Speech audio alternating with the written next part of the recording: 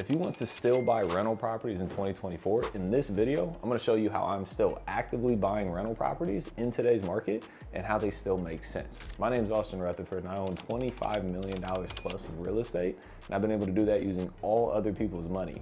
After a decade of investing in real estate and hundreds of deals completed, in this video, what we're gonna be covering is how to find deals, how to analyze deals, how to raise the money to fund them, how to manage the construction, and how to make sure that they cash flow when it's all said and done. So the first step is finding deals. You have to find deals at a discount. I know it sounds crazy when people say that you can buy a house for 50 cents on the dollar, it's worth 200 grand, but you can buy it for $100,000. I promise you it's a very real thing, but these deals typically come off market. So how I buy a lot of my deals, number one, is working with wholesalers. Because what wholesalers are, these are people that take all their time, energy, and effort and money to go and find these deals off market at a discount, and then they just wholesale these deals to you. So they may have the property under contract for, let's say, $80,000, and then they want to wholesale it to you for $100,000, so they make a $20,000 margin, but you still get an amazing deal when it's all said and done. So building relationships with wholesalers is a great way to find deals. Join your local real estate Facebook group. Go on Facebook and say city of, whatever it is, Columbus real estate investing. And a whole bunch of groups will pop up. Join all of them and then start paying attention to what people post. When people have a wholesale deal, they're gonna post it online that, hey, I have this deal available, who's interested? So look at the deal. That one might not make sense, but build that relationship with them so you can get the next deal from them as well. Also, I highly recommend to go to and meet these people at local in-person real estate meetups too, because online's great, but you can always build a better relationship in person. So try to go to as many meetups locally as possible. You'll see a lot of those in those Facebook groups, and you can also go to meetup.com and search the same thing, Columbus Real Estate Investing, and all the meetups will show up there as well. So build relationships with wholesalers, number one. Number two, another way that I find a lot of deals is driving for dollars, DFD, driving for dollars. So what this means is that you drive an area and you look for houses that are dilapidated, that need work, that the roof has a leak in it, that the windows have a hole in it, that the grass is overrun and it hasn't been cut. You're looking for properties that need work, because if they need work, that might mean that the homeowner can't keep up with the house, which means that they may have interest in selling their property to you. Typically, you're not going to find these deals in the best neighborhood in your entire city. A lot of these opportunities are going to come from transitioning markets. So markets that might be in the inner city or may have a lot of rehabs or new development going on, because you can still buy on the low end, but you can sell on the high end. So understanding, what types of markets to go into, and then literally go out there and drive for dollars. So literally get in the car, drive a street, write down 5 or 10 addresses, and then what you can do is you can go to truepeoplesearch.com, and you can put in the person's name who owns this property, and it'll give you a potential phone number that they have. So step one, take the address. Step two, go to your county auditor website, put in the address. It'll give you the owner's name, and then take that name and put it into truepeoplesearch.com, and then call all the phone numbers that come up. And then you get on the phone and you say, hey, Mr. Seller, I was calling you about 123 East Main Street. Just wanted to see if you had any interest in selling the property. If they do, great. You'll have to run the numbers, which we're covering here next. And if they don't, go on to the next deal to find another deal. So when you start doing this and trying to find that good off-market discounted deal, you're going to get a lot of no's. If you're cold calling people, you're going to get hung up a lot. If you're looking at deals from wholesalers, a lot of those deals aren't going to work and they aren't going to make sense. That's okay. This is a numbers game. If the first deal everybody looked at and the first call everybody made, you got a free house and you owned a rental property to build wealth, everybody and their mother would be doing this. So it's okay to get turned down. It's okay for deals not to work. It took me 16 months to do my first deal in real estate. So don't get discouraged. It's part of the process. Real estate's not an if game, it's a win game. It's not if that deal is going to come. It's as long as you take those consistent actions, it's a win game. It's when is the opportunity going to come. So don't give up too soon. Step two is analyzing the deal. So there's a simple formula that a lot of people use. It's not the end all be all, but it's a rough thing that you can go in to use. So what that formula is you take the ARV, which is the after repaired value, and you multiply that by 70 to 75%. And then you subtract the repairs from that amount, and then that gives you what is called your MAO, your maximum allowable offer. So again, this is not an end all be all, but it's a rough idea to see if the price that you're trying to buy the property for is accurate. First step is the ARV, the after repaired value. So how do you find that? You look at other houses in the neighborhood that have sold that are gonna look like what your house will look like. So not the as-is value, but the after repaired value. So after you go in and you renovate it, and you put in new flooring and paint and kitchens and bathrooms and you make it look really good, what are houses in that area selling for after the renovation? So let's say, it's $200,000, right? You got to compare bedrooms and bathrooms and square feet and garages and basements and all these things to come up with a rough number. So let's say you come up with $200,000. So the after repaired value is $200,000. So you take that times 70%. So 70% of $200,000 is $140,000. Now that's not what you offer. You still have to subtract the amount of repairs from that number. So let's say that you go through and you estimate that you think this house is going to take $40,000 to renovate top to bottom to get it to look like the houses that you compared it to. So you take $140,000 minus $40,000 of repairs, which gives you a MAO, a maximum allowable offer of $100,000. If the renovation was $50,000, your MAO would be $90,000. If your rehab was $60,000, your maximum allowable offer would be $80,000. So the amount of the rehab obviously changes your offer price. So that's how we analyze deals. So there's two numbers that we look at when we are looking for rental properties. The first number is how much cash in do we have into a deal? Because similar to this, when we go to refinance this with a bank, they're gonna give us 75% of the after repaired value. So if the after repaired value, again, is $200,000, 75% of that is 150 grand. So if we buy it for 100 and then we put 40 grand into it, we're in for $140,000. The bank will give us back 150. So once you factor in interest to your private money lenders and some closing costs, your true all-in cost will be roughly $150,000. So you're getting 150 grand back from the bank and you owe 150 grand. So you're gonna own this property now without using any of your own money. So that's the first number that we look for, which is kind of based off of this formula. The second number that we look for is cash flow, which we look at it as a DSCR, debt service coverage ratio. So the DSCR is based on the amount of income that you have coming in versus the amount of expenses that you have going out. So let's say you can rent this for $1,200 a month, and then your total monthly expenses, total expenses is $1,000 a month. You have 1,000 out and 1,200 in. That's a 1.2 DSCR coverage. If you have 1,000 coming in and 1,000 going out, that's a 1 DSCR coverage. Our goal is to have at minimum a 1.2 DSCR or greater. If we analyze a deal and it hits both of those numbers, this is going to be a great rental property. You're going to be able to BRRRR into this house and own it with using none to very little of your own money. One key thing here, do not get emotional in this process, because once you start going out there and looking for deals, you're going to fudge these numbers to make it make sense. You're like, oh, well, I think the ARV is actually 220, but it's actually 200. Well, I think I can get the rehab done for 30 when it's really 40. Well, I think I can do this deal in 60 days when it's really 6 months. All those numbers drastically change the outcome of a deal. And when you're emotionally tied to a property and or doing your first deal, you tend to fudge those numbers. You're not realistic in those numbers. So try to always be extra conservative in those numbers. So if you think a home could be worth 220, maybe run it at 190 and make sure it still makes sense there. If you think the rehab's 40 grand, run it at 45 grand. So you have a little bit of extra budget in case you're wrong in the numbers, right? Be conservative in these numbers. Do not push these numbers to an extreme, because that is how you can lose money. Step 3, my favorite part, is how to get these deals funded. So there's typically technically 3 ways you're gonna get these deals funded.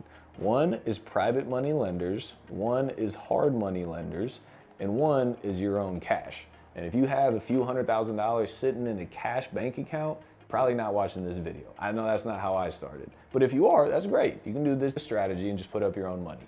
But typically you're gonna fall under private money or hard money. So the difference is here, hard money lenders are entities, are businesses that want to lend investors like yourself money for fix and flips.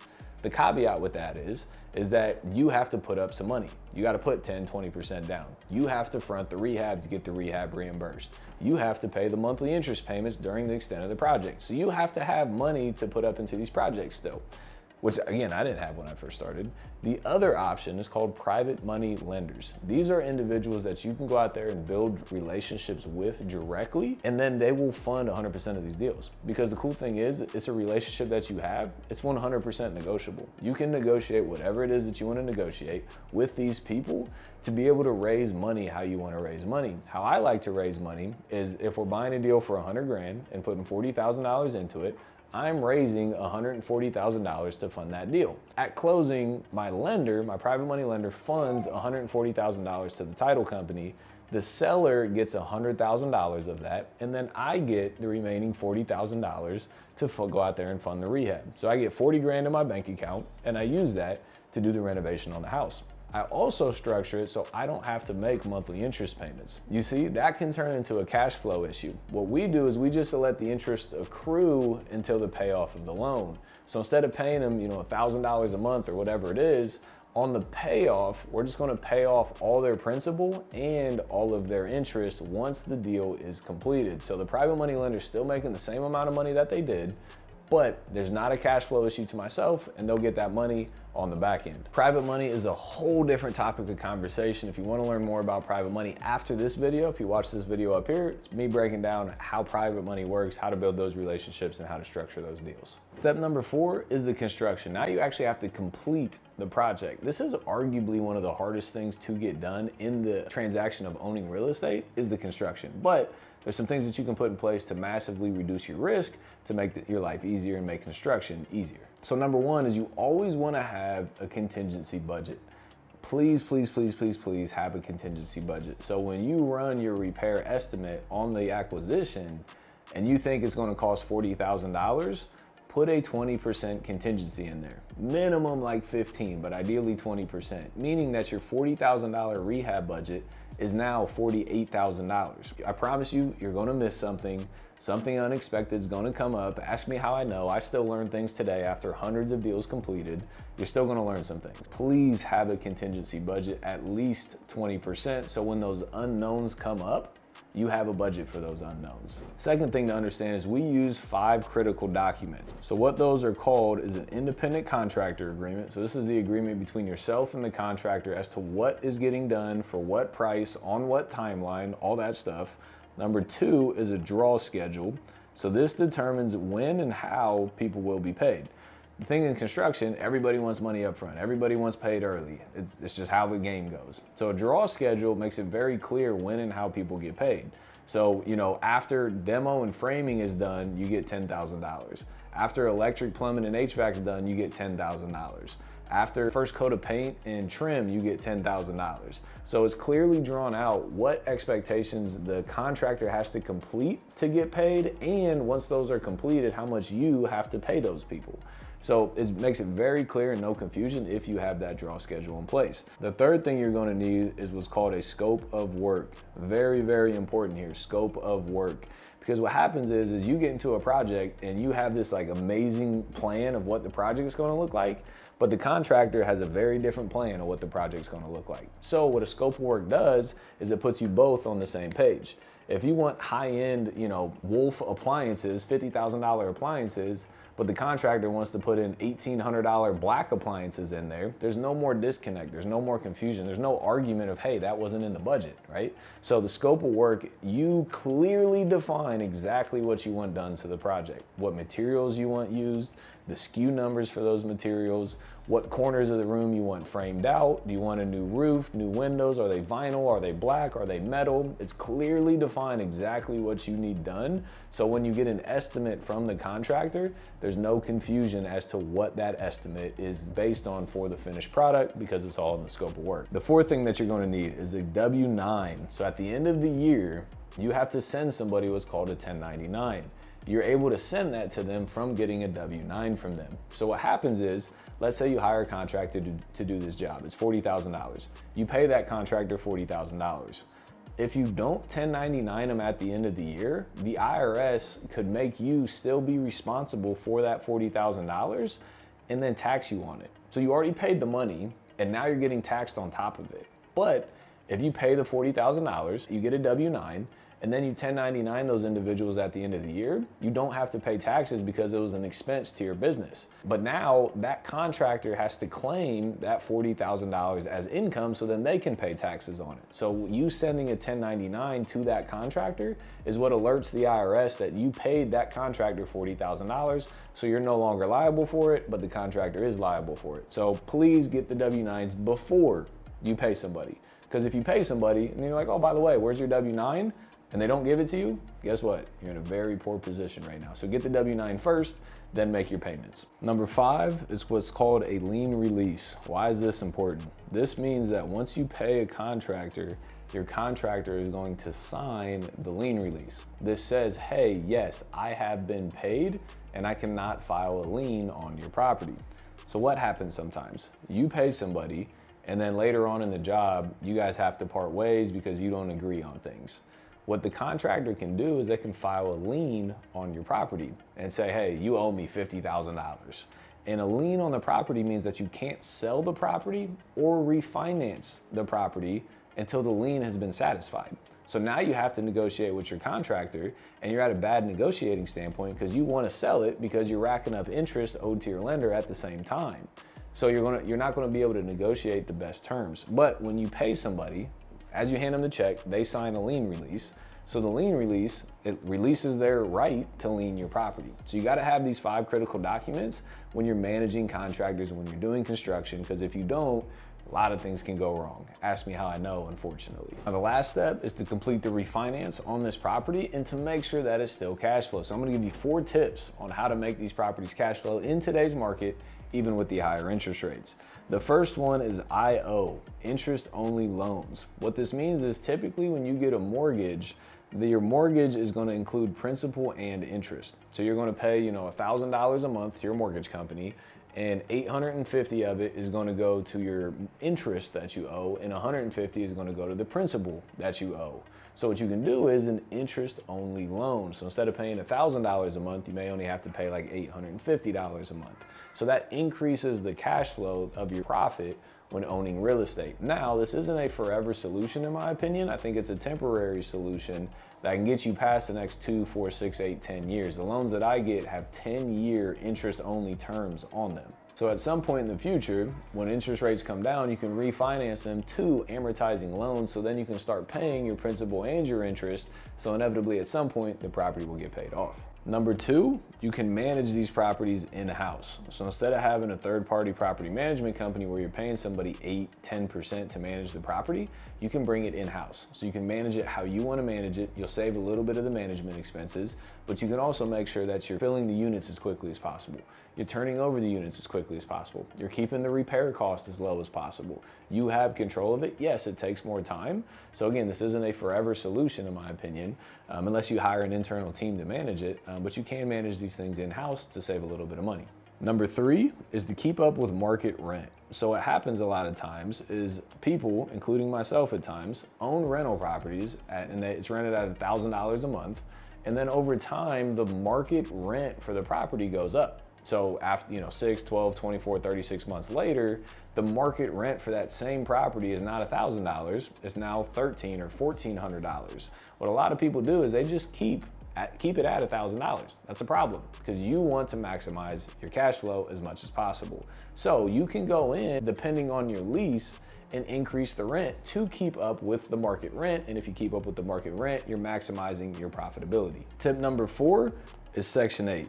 Again, not an end-all be-all solution for everything, but in some cities, depending on your city, you might be able to get a little bit more for rent. Market rent might be $1,000, Section 8 might pay you $1,100 or $1,200. Yes, there's more paperwork, there's a longer process, there's inspections that need to happen. There's a whole different whirlwind of things that you have to be aware of when dealing with Section 8, but potentially, depending on your city and depending on what Section 8 is willing to pay in your city, you could potentially rent it for a little bit more than you can to the market. So we have Section 8 tenants. We currently are placing Section 8 tenants in our rental properties. It's not the only strategy that I use, but it is a strategy that I use. These are the things that I'm doing in my business today to buy rental properties and to make sure that these things cash flow. So if you enjoyed this, if you could smash that like button and subscribe button, we'll get you more content just like this.